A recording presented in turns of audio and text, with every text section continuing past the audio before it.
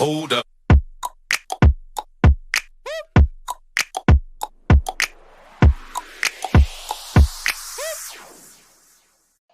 Let me text you back.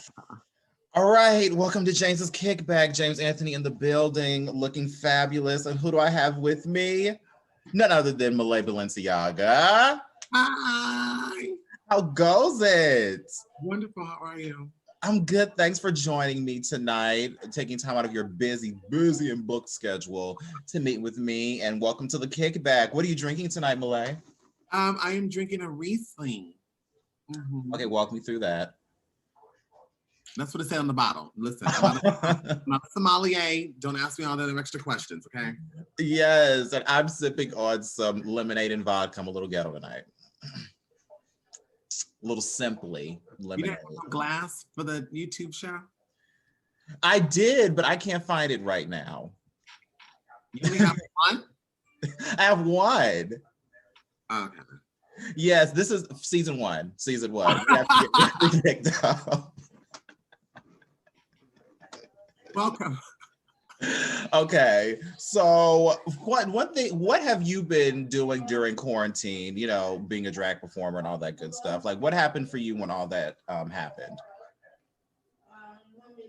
I wasn't doing nothing. I'm still working, so I go to work. And Yes. I come home and I eat and I smoke lots of weed and I go to sleep. Hey. And by the way, like I really thought I could have a blunt rolled by the time you got into the live chat, but it didn't happen for us tonight. All right, it's all right. So since gigs starting to pick up at things, what do you foresee 2021 looking like as far as being a drag queen in San Francisco? Well, as an entertainer, I feel that entertainment is always going to be somewhere, in some type of fashion. So if it's on the street, if it's indoors, if it's, performers, we have been prepared for this for a very long time. We've done those charity shows, we've done Pride, we've done all those outside events. So this isn't anything new. Now we have something in front of our face besides a dick. Right. Hopefully a nice big long dick. Okay.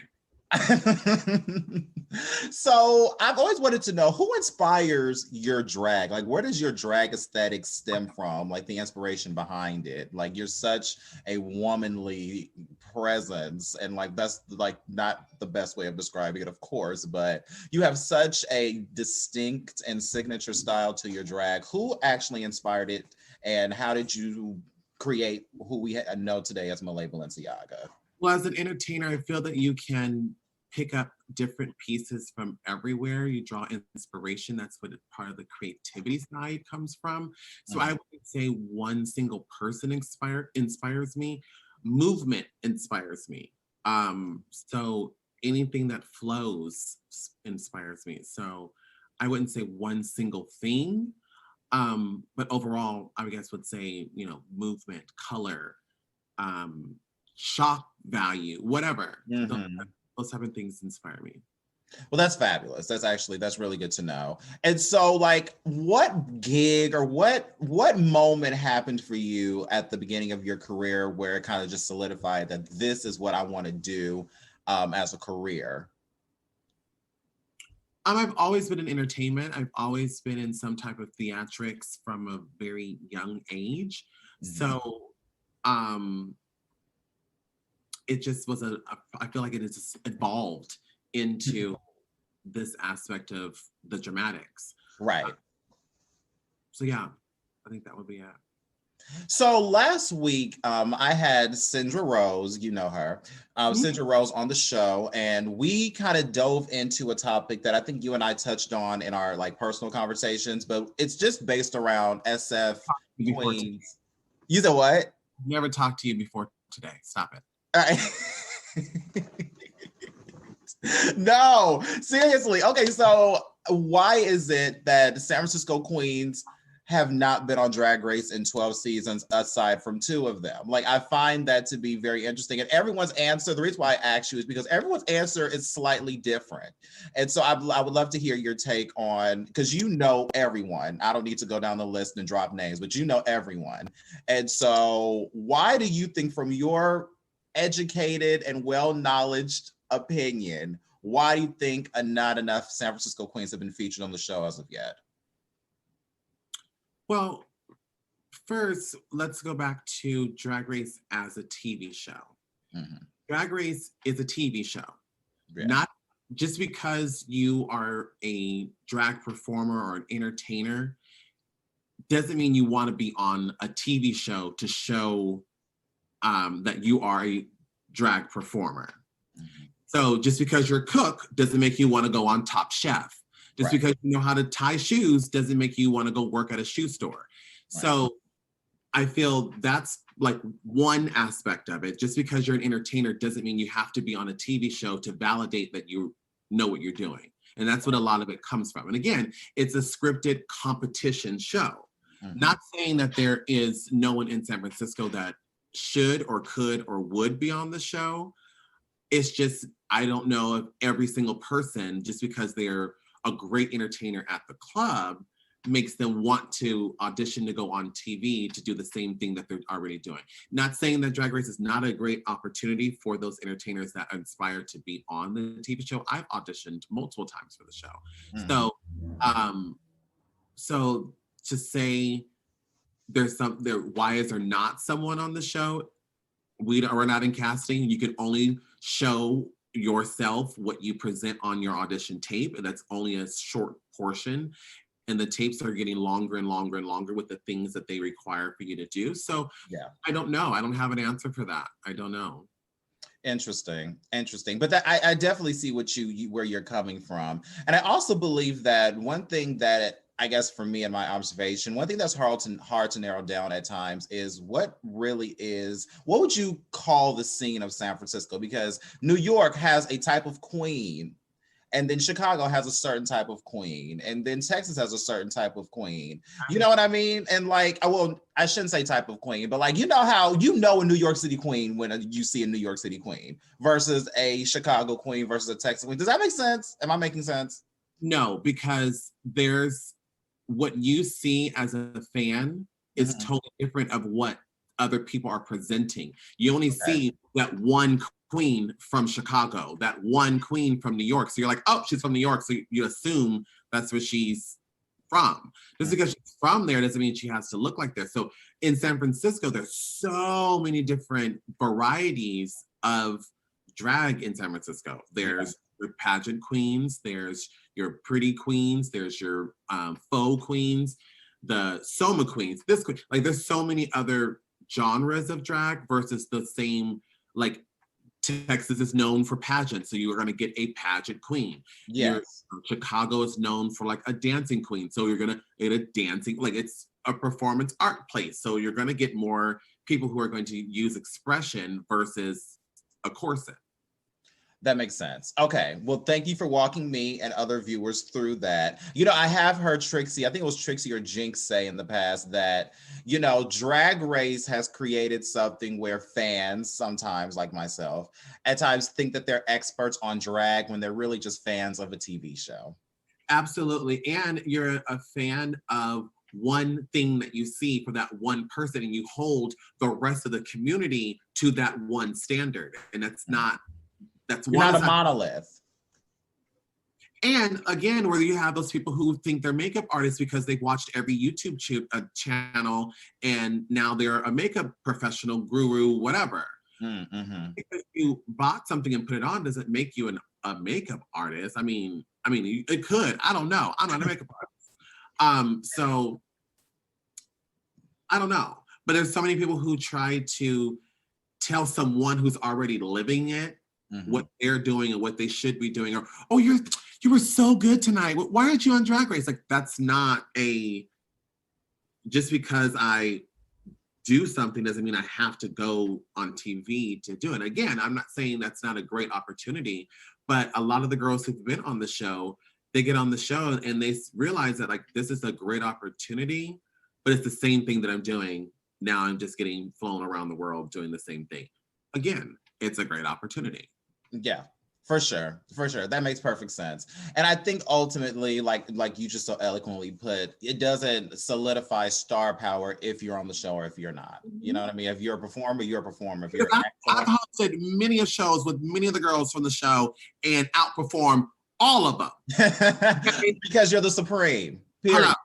So you can be from the show and you might have been great for your season, but had you been on a different season or had you been up against somebody who was about to burn the dance floor down? Period. Okay. Okay, so that leads me to my next question. It's like nice segue. What are some of your favorite numbers to perform? I've seen you perform mixes. All of them. Like, what's the signature Mahlae song? Like, their Detox with the opening of the purse. Ain't nobody stopping us now. I think it's the name of the song she does. Like, everybody has like that thing that they do. What is that Mahlae moment, or is there just too many to count? No, it's funny because I was known for Beyonce because I worked pre-COVID. I worked at a brunch and I did a lot of Beyonce there. And then I also did a lot of Beyonce at like private stuff where people would book me for weddings and for bar mitzvahs and graduations and all kinds of stuff. And so they always requested Beyonce. And so I just was known for Beyonce. You know, I'm tearing it down. Yeah, I remember the Sasha Fierce era. Well, anything Beyonce was on the table. You were in the repertoire for sure. I was there.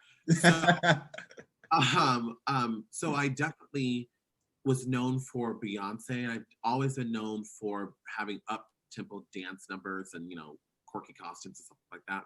But I guess I would say like anything Beyonce. I don't know. Yeah, I think that I really like. Kind of like easy to say too. Like, oh, anything Beyonce. Okay. Right. Well, you've actually, I know you personally, so I know you've probably done every Beyonce song in the book. Lying to these people. I do not know you. I'm sorry. Please forgive me. Your whole viewer is gonna be mad. Gonna be writing. Why are you so mean to him? No, because they're gonna love you. They're gonna think I'm like on acid, just talking to you like as an airhead. But I'm just so grateful to have the Supreme in the house and Jason's Kickback. Wait, can you you probably have to.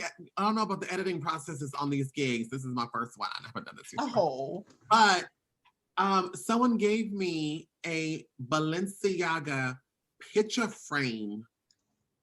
Oh yes. I don't got no panties on, but if I had some panties on, it's a virtual gig, I would get up and show you. Dang, too bad this got to go on YouTube. We can't have the uncensored version. Just saying, just get real nasty on them. No, I'm just kidding. Okay, so I have to cover some Drag Race drama that just came out. This is something about Dragula versus Drag Race. First of all, do you watch Dragula? I've never seen a single episode. Okay, so Dragula. Let me tell you a story. So I was hosting at the cafe, and we had someone from Dragula. I guess was the winner from Dragula. Yes, there's been a couple. So it was the winner was a faux queen. I don't know. Was it bitch? It was either Bitch Pudding, Vander Von Odd. No. Or the third winner who just won, which was Landon Sider. That's the one. The Drag King. Drag King, excuse me. Drag King. Excuse me.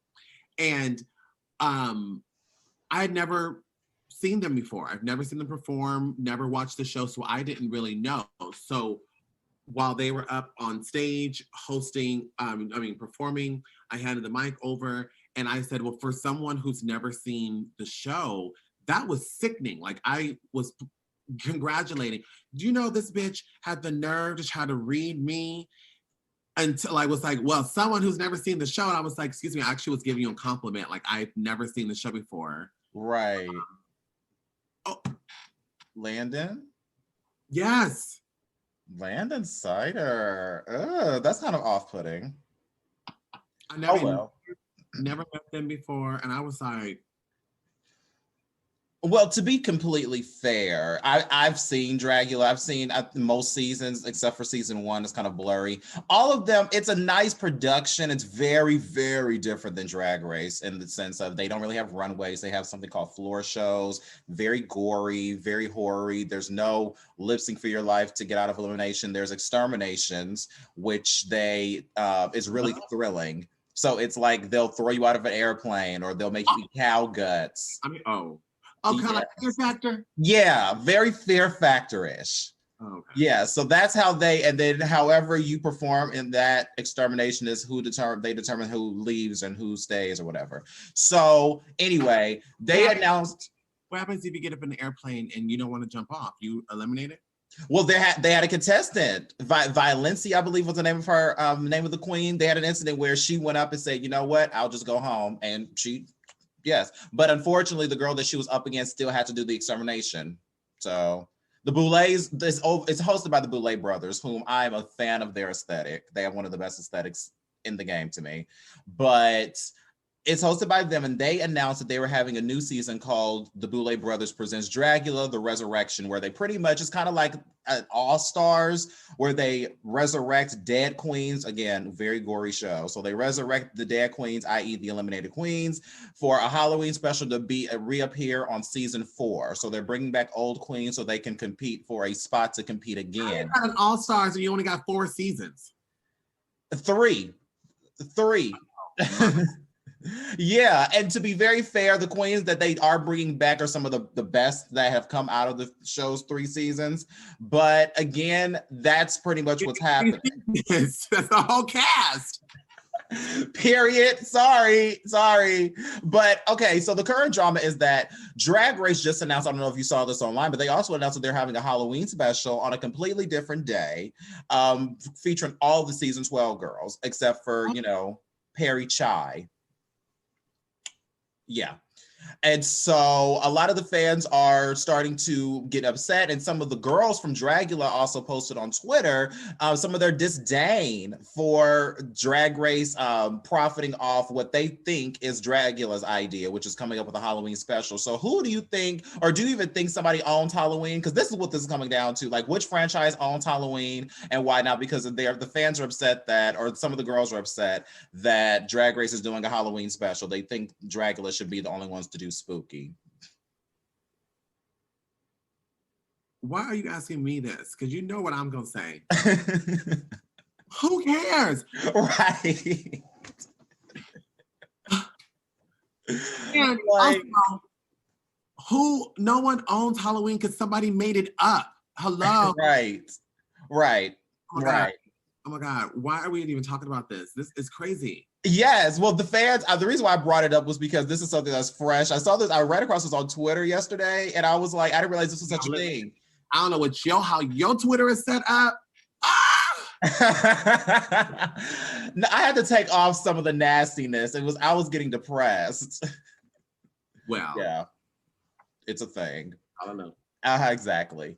But yes, I saw that some of the fans who are going off about this, and Trinity the Tuck commented on it, Abora from Dragula commented on it, and Maxi Glamour also from Dragula commented, pretty much all tweeting things saying that, yeah, Drag Race is cashing in on Dragula's idea. And Dragula is an independent ran show where Drag Race has World of Wonder and VH1. So it almost seems like they're like stealing from the disenfranchised, if you will. Like, that's the kind of card people are trying to play with this.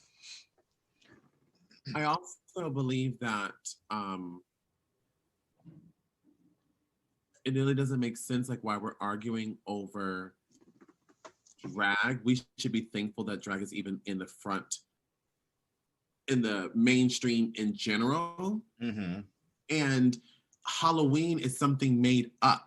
Christmas. Oh, so if there was a group of Christmas queens, would they be upset if Drag Race had the Christmas tour? If Dragula had a Christmas tour with gory queens and Drag Race came out with theirs on a different day, and that's the thing, Mahlae, these are on different days at different times. So I really don't even know what the issue is. And 2 different, so you can support both. Most likely it's 2 different fan groups too. Yeah. Yeah. Like, age group and all that. So who? Yeah, Drag Race fans, and we talk about this often, but Drag Race fans are a different type of base. Everyone has said that over and over again. So this is the kind of thing that they are arguing about. I'm not really sure what that is. But on a lighter note, we're about to play a game. Mahlae, are you ready? I love games. I didn't know we were playing games. Oh, yeah. Oh, no. This is going to be a good, fun, nasty Mahlae-inspired game, okay? Oh, baby. And it's an old-fashioned fuck, marry, kill. Because but I want to get your humble opinion, and I have some good names here. So I really want you to give your best opinion on these, okay? Now we gotta remind me, fuck, marry, kill. Okay, come on. Yes, fuck, marry, kill. Are you ready for this? Can I just, are you gonna read the name and I can just tell you if I just want to fuck him, marry him, or kill him? No, I'm gonna give you a group of 3 names. Just like fuck, marry, kill. 3 names, and you're gonna have to decide in what order you're going to administer what task to them. Does that make sense? All right, come on. We're gonna have fun with this. All right. Fuck, marry, kill. Vanessa Vanjie Mateo. Susie Orman. Who? Susie Orman, the financial lady. Oh, I like her. Okay. Steve Harvey.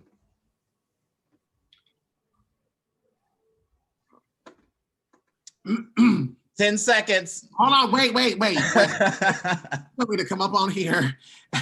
Hold on, wait a minute. I know there's these rules. Okay, because I'm trying to figure out the coin. I got to figure out what's gonna happen. Here we go. Okay. Remember, you have Vanessa Vanjie Mateo. Okay. So I'm going to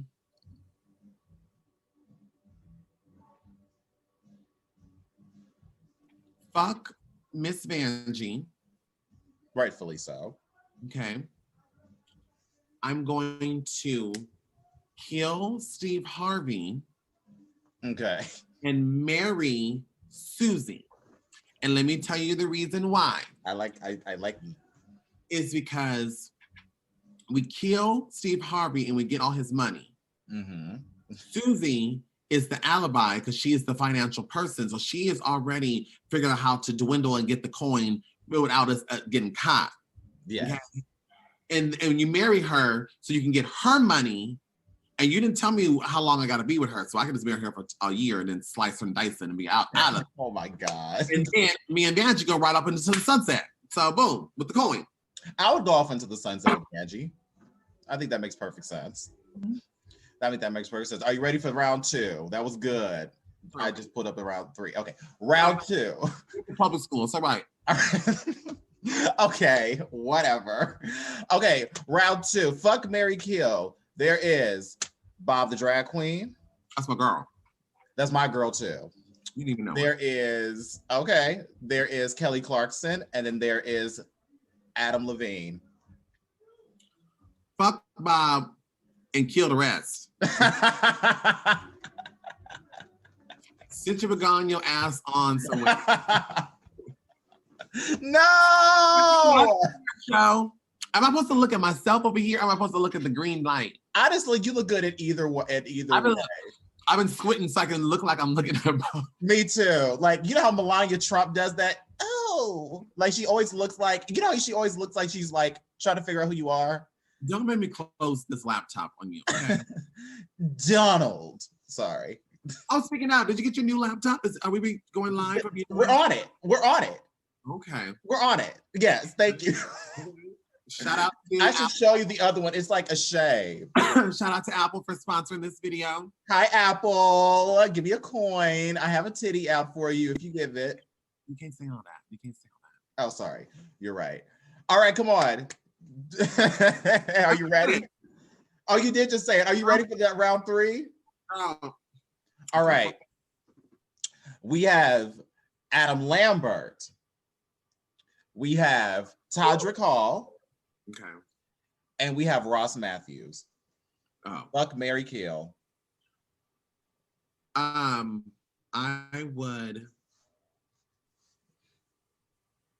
marry Todrick. I would too. We didn't ask you. It was in reverse. I would kill. What was the other one? What was the first one? Adam Lambert. Adam. And then I would marry Ross and get that Y coin. All right. I smell and it. he live in Palm Springs and he's on E! Network. So I mean a TV show or something. It's always about to come up. Oh, yes. Oh, yes. We always love a come up. Okay, love this. Last round we have Coco Montrese. Look how orange you look. Yeah. Right. Land Insider. Okay. Monet Exchange. Monet is my homie Scrummy. She's not too in my head. I would fuck Monet, marry Landon, and what was the other one? There was Land Insider, there was Monet Exchange, and there was RuPaul. Coco Montrese. Coco Montrese. Whatever the other option I had. So I would fuck Monet. I would marry Landon and kill whoever the first one was. I forgot. Yes, Coco Montrese. Yeah, kill Coco. I like Coco. Yay, Mahlae. I would marry Landon is to keep his ass all his life. Yes, and to be very fair, Land Insider, I've seen him in some looks where I'm just like Landon. Come here, daddy. Okay. Ooh, my course is starting to unbutton. I couldn't even see all that. All I could see is the top of your lapel. Oh, well, I wanted to keep doing all that for nothing to nobody. I wanted to keep it a little PG tonight. Oh, that is a cute jacket, though. Thank you. Opposites. Can I have it? When you give me one of those wigs. I don't wear wigs. Excuse me. This is my hair. Oh, okay. I suppose. That should be the thumbnail on the video. This is my hair. I guess. And so what's new? What's new for you, Mahlae? Where are we going after this? Like in terms of projects, things that are to come in terms of the brand. Watch your local listings. Vote. I don't know when this video Period. I don't know when this video is coming out, but yes. Vote. Your voice is going to be heard. Yes. It is not too late to register. It is not too late to get your vote out there. Vote. If you need help voting, ask someone. And when you go to the polls, ask the people, ask your coworkers, get a real sense of what is important to you and the people around you, how it's going to help your community, how it's going to help your area. The funding that comes into your area where you live comes from the census. Make sure you do your census. It only takes a few minutes. If you are not a U.S. citizen, if you're a legal immigrant watching this, you still count. They will not come after you. You still need to be counted because funding will come to your area that you live in, the places that you are working at. So yes, vote. Yes, no, I couldn't have said it better myself. And what a lot of people I've noticed online are complaining about in certain areas is the amount of time they're waiting to wait in line and register and actually go in. And so we encourage people to bring a snack with you. If you have to bring a lawn chair with you, bring a book, bring something that's going to occupy your time, a bottle of water, so you don't, exhaust yourself just waiting, because our lives depend on this, seriously. And it's not even necessarily about your individual life. It's the people around you as well. The people that you're going to leave behind. You're the people that are going to the next generation, your nephews, your grandchildren, your children's children. You're going to have to think about those people, because the same people who fought for you to be able to stand in that line, those people waited years to vote, and your 5 hours ain't going to be nothing. Right. The years and years and years of people who couldn't vote and wanted to vote, and the people who still can't vote, who served their time in jail, and now they still can't vote in some states because they are a convicted felon, but they did serve their time and they paid their restitution and they've done their part to help the community and they've turned their lives around, but they still can't vote. So vote for those people. Vote for the people that you don't know. Vote for the people that you say that you're an ally for. Vote for the people that you can stand in the gap for. And that's the biggest thing with voting is you're standing in the gap for other people, not just about you. And this is the one thing that is your job, but it's about other people. Yes. And so vote. For sure. And this is not an election, just to echo everything that you just said. Everything, just to echo everything that you just said, sorry, this is an election that we cannot sit on. We cannot let this pass us by like many other elections. And people, you know, a lot of celebrities have come out and recently said that this is going to be their first year voting ever. But it is important that they're finally, you know, bringing themselves to vote, because this is too critical of a time where Trump was just in the Supreme Court trying to pass a law that bans healthcare and hormones for people who need them, like our trans brothers and sisters. And so we have to make sure that, just like you just so eloquently put, that we are standing in line, not just for ourselves, but for everyone around us who are benefiting off of America for being an American. You know what I mean? And that's what Trump, I feel like, is trying to take away from us. And for those people who live in other states that hopefully are watching this video, yes, there are states that have a law where you have to, like, if you sign your ballot, you have to be in person to do it. Some people sign it before they get there and they don't take them because they didn't witness them do it. There's a lot of things. So please read the instructions on if you got a mail-in ballot. Don't wait until November 3rd to mail it in. No. Mail it in today. Like, get off this video and go mail it right now. Absolutely. Because the post office is open. Drop it off. Go there. If you need to get it tracked, if you feel peace of mind to have it tracked, to know that it's being counted, do that. Kiss it up to God. Whatever you got to do, get your ballot in the mail, get your ballot in the box, go to the polls. Do not wait until November 3rd to go to the polls. Make your plan now. Make your plan now. As if it's the last plan you're ever going to make your plan now. Pack your lunch, pack your chair, pack your sunblock, your bottled water. Get somebody to stand in line with you, and then you can go to the bathroom, somebody come back. Think about it as if you were standing in line for an iPhone. If you can stand in line for an iPhone, stand in line for some Jordans, stand in line for some fried chicken sandwich or something. Concert tickets. Yeah, yo, ask him. If Beyonce was up in there, you'll be in that line for 2 and 3 days. Okay? Taking off work. Period.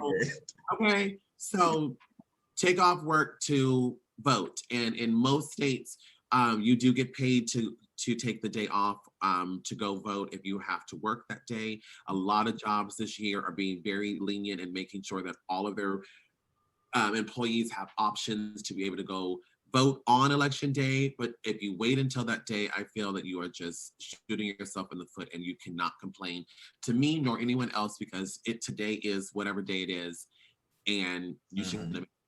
So make a plan. Get a buddy, get a system, do something, get your vote out there. Vote, vote, vote, vote, vote, vote, vote. And again, if you don't know what the props mean, ask someone. Someone knows. Follow me on Instagram. Are you going to edit this and put stuff in there? Follow me on Instagram. My Instagram is down there. And I have a cheat sheet that has all the stuff on there, what the props stand for, what they mean, stuff like that. So if you want to follow me or whatever, ask me. I will send you the screenshot. It's nothing fabulous. I just hand wrote it out. So there you go. Well, just very smart of you to do, by the way, because I know that I got my book in the mail, the booklet that comes in the mail and things like that. And it is, I thank God I know how to read legislation, but I'm sure for someone, it's a lot of people might be intimidated by that and, you know, might not even read it. So it's great that you actually took time to do that. And also, while you're doing that, make sure your Alexa is queued up and ask her, Alexa, what does blah, blah, blah mean? So you know what it means. And because that's the problem when it comes to laws, is they put all these big, fabulous sounding words, and all they're doing is talking in circles to make you get confused and be like, whatever, I'll sign it. Right. And that's what it is. And you just have to look and see, how does this affect my community? How does this affect the people around me? Am I going to use this service? Am I going to whatever? And things have changed. I wouldn't even call it post-COVID because we're still in COVID, but during COVID, things have changed and they're continuing to change. Yeah. Some states are still seeing huge numbers. Some states are seeing smaller numbers. And we still have to do our part and be safe when you're going out there to vote. Still wash your hands, still social distance. And again, the line might look super long because everyone is social distancing in the line. So the line might be intimidating. Yeah. It's not that long. You waited in longer lines at Disneyland. So that's true. As Space Mountain, just wait. The goal is there and have your shit together. And that gives you plenty of time to read up on your information while you're waiting in line. Period. You can definitely, that's a great pastime. Mm-hmm. So I think that's awesome. Put your phone away and look up, see the world. Yes, and figure out what we can do to make all of this a little easier. I think it's I think again, it's something that we cannot sleep on. And so one thing that I like to do here on James's Kickback at towards the end of the show is a period of manifesting, because I believe in the power of manifestation. I believe in saying and speaking the things that you want and the opportunities, and also speaking a word into someone else who may not be up in the place right now to believe that they can go forward in the dreams that they've had and the aspirations, especially during the time that we've had in 2020. A lot of people have had to put their dreams and aspirations on the back burner and put the priorities at the forefront. And so what do you have to say to people, even at times like myself, who find themselves in humps like that from time to time and really want to maintain, a creative mindset, but are confronted with many things that life throws their way? What would you say to someone like that to maintain encouragement? I always think about the movie that we grew up on, Willy Wonka and the Chocolate Factory. Okay. If you take the comedy out of it and you look at the message behind it, to me, what I got from it was every time you do something in life, there's a lesson that's need to be learned. Yes. So when you have those down moments, you have to sit back and realize there's a lesson in this moment. What is the lesson? What am I learning from this? What am I going to do going forward from here? And then believe in yourself. And who cares about everybody else? And I always say, like, people in their 20s, when I was in my 20s, I always cared about what other people think, what other people are going to say, whatever. Please, when you get over 30 or in your 30s. You're over 30? Excuse me, I'm in my 30s. How dare you? Go ahead, Mahlae. I'm enjoying Mahlae Angelou. No, but I'm just saying, like, when you get into your 30s, you stop caring about what other people think, and you think about what's going to make you happy, and you worry about your four walls. You can't worry about other people and trying to please other people, because other people are doing the same thing, trying to please somebody else. You can't be nobody else. Like, only person you can be is yourself. Everybody else is already taken. So you trying to chase after somebody else is not going to get you nowhere. You're going to be running on the treadmill, and ain't nobody like to do that. So right. Yeah, believe in yourself and know that you're beautiful, know that you're handsome, know that you're seen, that someone loves you, even if you don't know that person. They haven't came right up to you and say they loved you. You have roaches and flies in your house, and it's disgusting. I have one fly.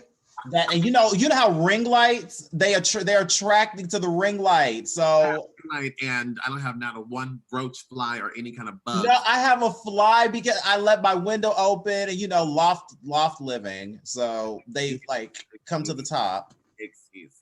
I know. It's really anyway. Thank you so much. That makes a lot of sense. Yeah, I just feel that you should believe in yourself and only you know the answer, and God is giving you the okay. I'm sorry.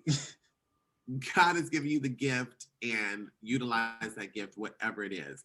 Everyone has a talent. Everyone has something that it was given to them that only they can do. Sometimes you don't know what it is yet, but when it comes together, boom. That makes sense. And I think that's perfect, especially in a time, because obviously my platform is geared towards micro influencers and influencers. And so a lot of times during these periods where social media has gone to a completely different place now, it can get kind of discouraging, like feeling like no one's seeing you or feeling like you're just so far behind most people to where, you know, they want to give, I feel like giving up. I've ran into a lot of people that way, and I feel that way myself a lot of times. So hearing something like that would help me and all of that. You know, self-validation is the only validation that you need. Social media is a curse and a blessing. It's great to be able to share the things and knowledge and information and justice for Breonna Taylor and, you know, things along those lines. It's great to be able to start a social movement through social media. But there's also the dark side that comes with it. And there's those things where people post and they want to post so that they can have that gratification of someone thinking that I'm beautiful or someone thinking that I'm sexy or whatever, because they're getting all these likes, and then they're like chasing. And they're not really living their lives. They're trying to find the best lighting, trying to find the best things, and they're taking pictures of their food and trying to live this experience that other people are trying to live through them. And they're not living. They're really not living because they're trying to chase something that they don't really have. And that shit will start to, that stuff will start to roll into your real life, and you will start feeling bad because like, oh God, I don't have enough money to keep up with these mukbangs and whatever. Right. Like that stuff becomes expensive. And and producing shows and everything else, that stuff becomes expensive. And if it becomes a bigger thing, your audience is going to request more and more and more and more, or you feel that you have to please them more and more and more and more and more, and you don't even know these people. Right. So, I don't even know who you are. Know these people. And so I just feel like if I post something on social media, if I get 2 likes or 2,000 likes, ooh, who cares? Because I felt cute or I thought the photo was great and I posted it, and that was that. Yeah. I'm not going back to be like, oh my God. Now, yes, I might throw a filter on there to make the photo look extra good. I might, don't we all? But absolutely, I would post whatever I want. I feel that too, those people that are, I hope are watching this and learn something out of this mess of a show, that you putting your body on Instagram and putting your genitals and all that on Instagram, or not Instagram, or in social media, that is cute for a minute. But if you've ever watched an episode of Hot Topics, that is never going away. So be mindful of the things that you put out there, trying to chase clout, as the kids would say. Or thirst trapping or whatever. I don't even know if they still do that. But the stuff that you see on Instagram, the stuff that I'll be seeing on Twitter, that kind of stuff, like be careful what you put out there, because I don't know if for the rest of your life you want people to be looking at your dick like that. I'm just saying, because I know I'm gonna stare if it's in front of me. I'm gonna stare, screenshot, and share.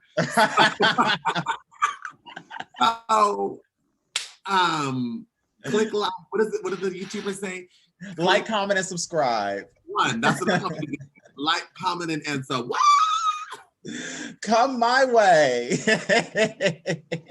Thank you so much for joining me, Mahlae. James is Kickback. Oh, she's look up. What is it called? The MSRI? Oh, the ASMR. Oh my gosh, thank you so much for joining me, Miss Mahlae. Where can the people find you? On any local corner. Perfect. That's where I found you. But thank you for bringing me in the cold. It was a little cold out there. You're a little toothy. Follow me on Instagram, follow me on Twitter, and all that stuff. It's all there. All of them the same name. There's continuity. Miss Mahlae. There you go. There you go. You can find me on Cash App, Venmo, Instagram, Christian Mingle, eHarmony, blackpeoplemeet.com, My Credit Karma, CarMax, whatever you got. Yes, Obama's burner phone. You can find her there. Okay. Perfect.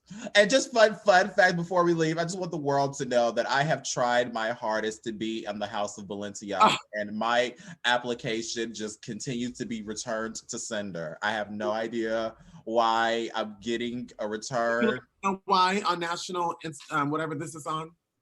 I'm totally joking, Mahlae, but if you would like to go in.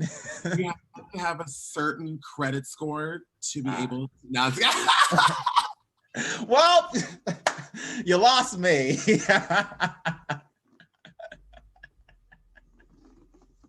thank you so much for having me. Yes, Great stuff with your show. I hope you get picked up for a second season.